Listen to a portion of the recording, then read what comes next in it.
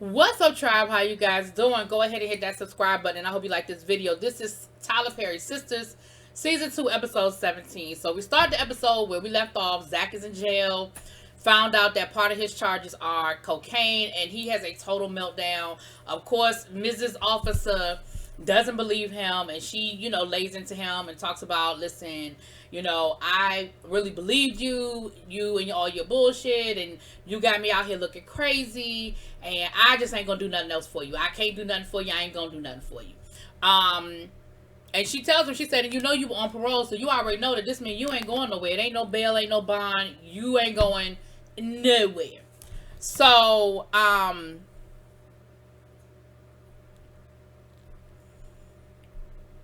Fatima and Andy, they talking yada yada yuda yuda. Andy ends up calling Gary to come over. She wants to talk to him. No, he leaves her a message.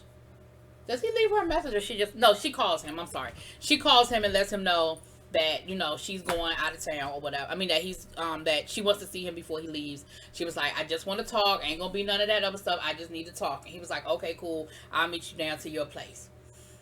Now, over to the bank, we have Maurice talking to the new guy. And, listen, Maurice does too much and he's over the top. And then he got the nerve to be mad. He keeps calling the man a bitch. And the man keeps telling him, don't call me that. Don't call me out my name. I don't really like it. I don't appreciate it. And Maurice had the nerve to get an attitude with him because he don't want to be called out his name. Tell me, well, that's just how I talk to people. Well, that's not okay. And to Sabrina's, applause to Sabrina, she tells him that. She says, listen, that ain't cool. You can't talk to people like that, Maurice. It's not cool.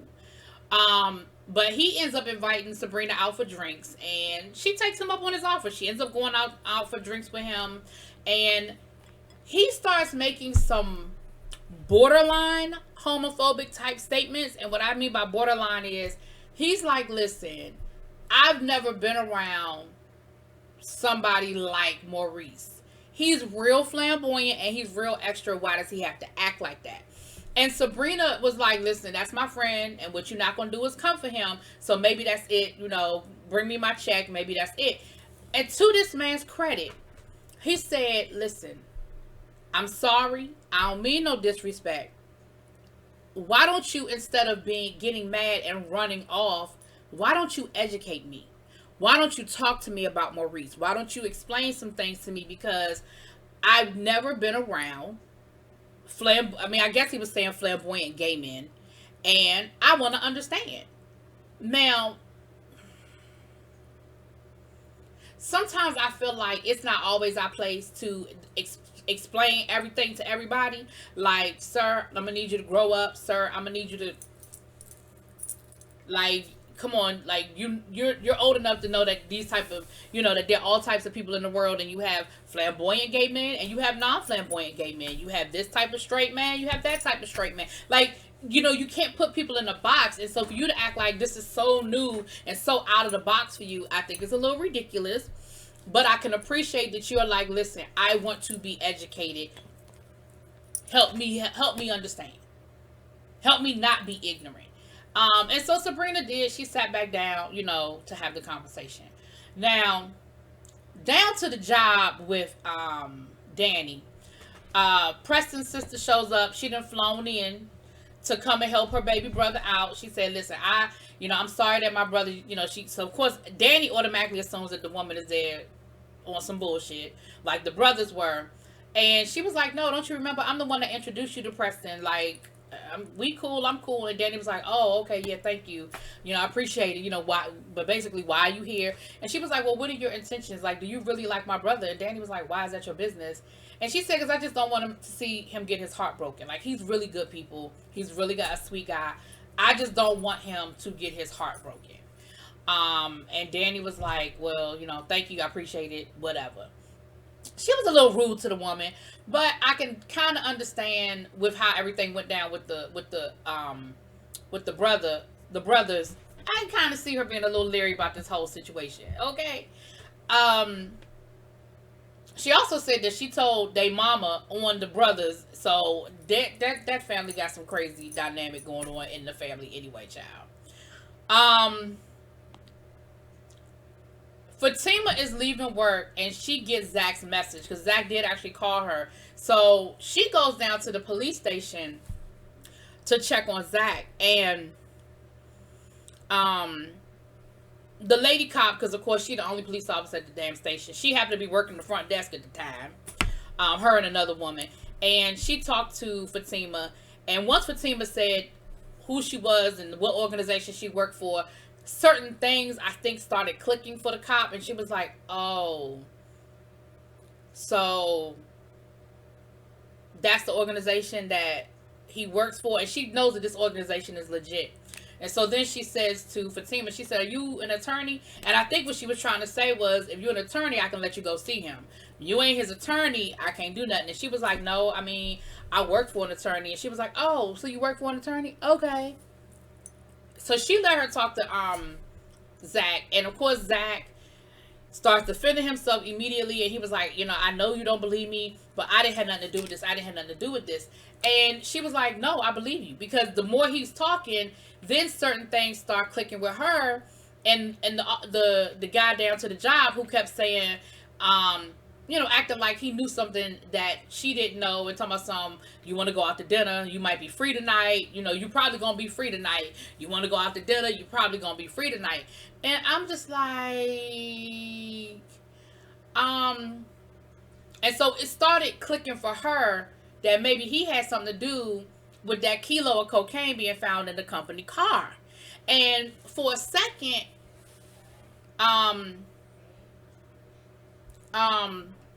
Zach almost tried to throw it back at her for a second and was like, yeah, because you, and she was like, whoa, I ain't had nothing to do with this. She said, I believe you, but don't put this on me. And I think, and you could have, the look that Zach had when she told him, I believe you, he was like, you do? Because remember, the warrant was for the credit card fraud. And he was like, I didn't do it. And she was like, I believe you. And of course, that's something he never had with Karen. I'm not saying that Zach was the best boyfriend in the world, because let's not forget, this whole season, the show started with Karen at the clinic because she thought that he, she had to get herself tested because he cheated on her. So let's not act like Zach is no angel, okay? He ain't. But the fact that he was so shocked that Karen believed him, that she believed him, meant a lot. That meant a lot to him, that she believed him. So we have that. And then oh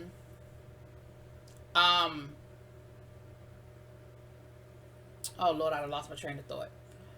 Anyway, so when she left the police station, she ended up calling the lawyer, and she was like, you know what, on second thought, I will have dinner with you. Why don't you meet me at my place in about an hour? Because see, now she know that he had something to do with it, and that he trying to set her, or did set Zach up. So she gotta, play this a certain way, because a kilo of cocaine ain't no joke. Damn, a kilo? Andy then went down to the salon to talk to Karen. Now, Karen know her friend, and Karen knows something's up. So Karen know that it's more to this than just a casual visit. And Karen says to her, she said, girl, look, are you about to go back to Gary, ain't you? You going? And she was like, no. She said, but, she said, I just feel like I should be further along. And this is a battle that a lot of women deal with. I know I went through it at a certain point, where you're sold a story. You're sold at least in my case, go to school, get a degree, start your career, find the man of your dreams, have a couple of children, raise your children, travel the world, retire, and when certain steps don't happen when you feel like, or when society tells you they should happen, you do start second guessing. And in some cases, women and men end up settling because they feel like, well, this is where I should be. I'm supposed to be married. I'm supposed to have children by now. I went to college. I'm a successful attorney. I did all the things that I was supposed to do professionally, and now my private life is screwed up. And yes, he did some crazy stuff to me, but I did some crazy stuff too. Like, at the end of the day, I was dating a married man. I knew he was married, and so she starts taking on more than I feel like she should be taking on. And Karen tries to bring her back around. And she said, girl, come on, let's go have a drink. Because she tries to throw it back at Karen and tells Karen, you just using Aaron to get over Zach. And she was like, no, I'm not. She said, me and Zach ain't getting back together. Now, I think before the credit card fraud situation, maybe. But now that they got that whole credit card situation, yeah, nah. Now, once Zach gets cleared, and once she found out that Zach messing with Fatima, that might be a whole nother story. But right now, I believe that she believed that it ain't gonna happen. And she was like, don't be trying to switch this back around on me. Like, don't try to flip the script on me. Okay? At the end of the day, this is about you and Gary. She was like, come on, let's go have a drink. And she was like, well, no, I'm going to go home. I just want to be alone. And Karen ain't stupid. Okay? Karen ain't stupid. She knows more to the story. So Andy goes home, honey. She done switched up, took herself a good shower, got up out them work clothes, put on her, cute. She was a cute little outfit. She put her hair up, honey. It was a real nice loungewear outfit, okay? And the outfit was saying, I'm not trying too hard, but I want to remind you what you don't have no more. That's what it said. And Gary basically came clean about everything. He talked about his first marriage and that, listen, I don't really talk about it a lot because it was one of those, we got married, we got divorced type situations. I don't even think about her as my first wife because it wasn't even that serious. He tells her that the divorce is final, that he finally got his wife to sign off on the divorce. He's been going to counseling. He gives her the number to his counselors. Like, listen, I've already told him he could talk to you about whatever, answer whatever questions you have. And he was like, I really love you and I want to be with you. And he was like, Andy was like, well, you did this. What about this being controlling? What about, like, all the things, for everything she threw out, he had an answer for, right? A little too much of an answer, if you ask me. Then he starts talking about, this is a one-way ticket to Boston. But I don't have to use it. All you got to do is say the word and I'll stay here and it'll be me and you. And baby, then he gets down on one knee and proposes, child. Well, remember, Andy just had this whole conversation with Karen about ready to be married and she should be married and that's where she should be in her life by now. So she done had this whole conversation about that. Next thing you know, so they kiss a little bit. You know, she said, I need to think about this. I need to think about this. But baby, she's so giddy. She's so giddy. And just as he on his way out the door, who at the door? Karen. Karen ain't stupid. Karen knew what was up. And so, of course, now he trying to talk to Karen, talking about something. I really love Andy. Karen was like, I don't even, child, keep walking. I don't. Just go. We don't have nothing to talk about. And, you know, she's giving Andy that, you know, look.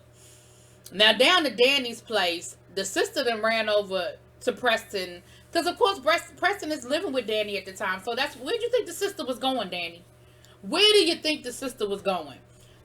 So, the sister's at the apartment. And, of course, Danny is just over it.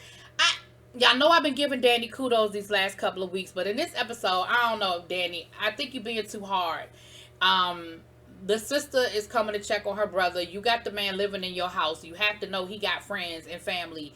And I get it that whole situation with the brothers left a really, really bad taste in your mouth. But at the end of the day, you know, the sister was the one that introduced y'all. And he told you from the beginning that his sister ain't like that. When y'all had the whole gal conversation, he told you that his sister ain't like that. So, I don't know, Danny. I'm going to need you to get it together. But although from the